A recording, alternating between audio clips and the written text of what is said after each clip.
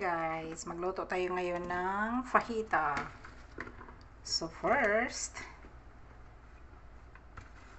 mag-fried tayo ng onions.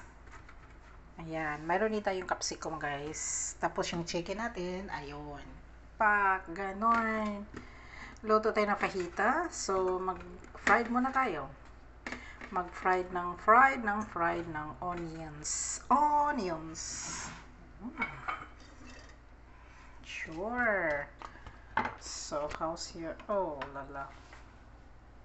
Ayan. Malakas naman pala.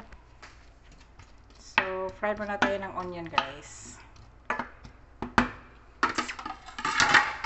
Ayan. So, yung ating manok, naka-ready na. I-ready na rin natin yung ating chicken. Ayan.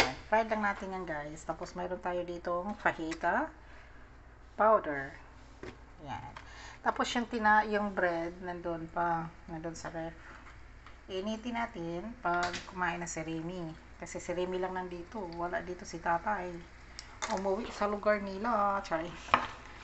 So mag-fry muna tayo ng onions. Nag-start ka na ba onions ng galaw-galaw? Ayan. Gumalaw na yung ating onions. So hinaluan ko siya ng pula guys. Kasi ang pula kasi medyo may pagkatapang yung ating pula. Kaya yun. Tapos, gagawa tayo ng salad.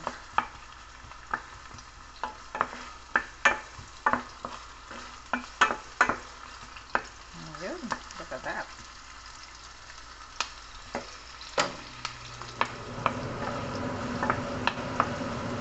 Panghalo natin yan mamaya sa manok.